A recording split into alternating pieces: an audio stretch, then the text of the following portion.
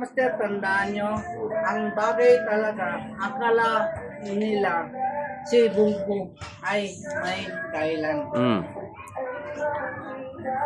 Ngayon, nakita nyo mga kamaster, ano ang bagay na kailangan nila baga yung sabi nga ng mga senado, lalo ba si Marcos,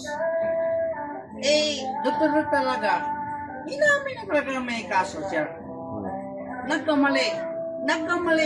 Ibig sabihin, si Shout out. walang kaso si Marcos. Pag ikaw yung lagstobigin, maintindihan mo yun. Ibig sabihin, Rock master, rock. Rock. Yung Marcos. Oh. Alam mo, kung isang bagay talaga, makita mo talaga, lahat ng mga DDS iyak ng iyak, makita mo talaga, ang mga kamag-anak mo naghihirap, pero ang Marcos makita mo talaga, hindi siya nanggigil, makita mo talaga, mga DDS, ang galing mo mga vlogger, animal.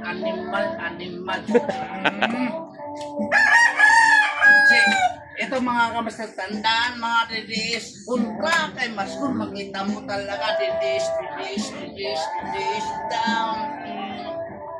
Kailan ba makita mo, araw-araw makita mo, hindi nanggigil buong bunso ng Pilipinas. Kasi alam mo yung buong bunso, siya ang masunod sa gobyerno. Kung ano ang bagay mo pag nakita, pero ang galing. Ako ba, inutusan mo, kahit pulis ako, hindi rin ako susunod sa'yo. Pulis ako eh. Pulis nga ako, pero isang tanga. Police dog.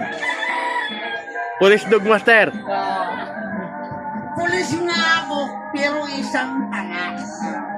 Tingnan mo, naging pulis pa. Kulang ka ba sa pag-isip? Ang tawag sa iyo, muli ka sa bawat Pilipinas. Amo, ikaw ang pulis, hindi animal ang tawag sa iyo. Ang tawag sa iyo, mungguloy. Saan ba nakita mo, murahin mo kahit sinong presidente, siga ka pa.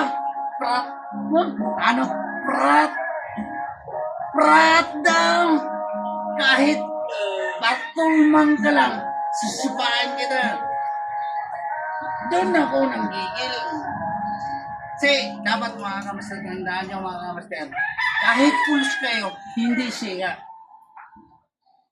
Kahit saan tayo pumunta, mga kamaster, tandaan nyo, mga umayan, alagaan nyo. Hindi kurong tanga na itong pulis na ito. Kaya itong mga pulis na ito, mga kaitong, may sayo na ito sa ulo ko eh. Totoo lang, mga kamaster. Salamat sila, hindi ako nakumit ng talagang, ay, pumunta ko sa Malacanang yan. Sila, ano bet? Yan ngayon, nasaan si Bato? Ikaw, pinakamatay mo sarili mo. Saan si Bato? Nasaan mga anak ng Duterte? Ngayon, ito mga kamaster, ito mga kamaster, walang supply si Marcos doon. Ibig sabihin doon, hindi Dawit ang pangalan niya. Interpol ang humuli. Buong mundo. Gobyerno kahit Amerika, pwede nilang huliin. Hindi naman kayo matanga. Nasa gobyerno kayo, tanga kayo. Kasi, paano kayo maging tanga? Takot kayo, arastuin kasi nagkamali kayo. Ito mga kamaster, tandaan nyo mga kamaster, hindi presente yung gawin niyo yung problema. Wala akong pakialam doon. Interpol ang humuli. Kung galit kayo kay Marcos na bakit hindi pagtanggol? Bakit hindi pagtanggol eh? Mali na kayo, pagtanggol pa eh. Nasira pa yung Pangulo ko.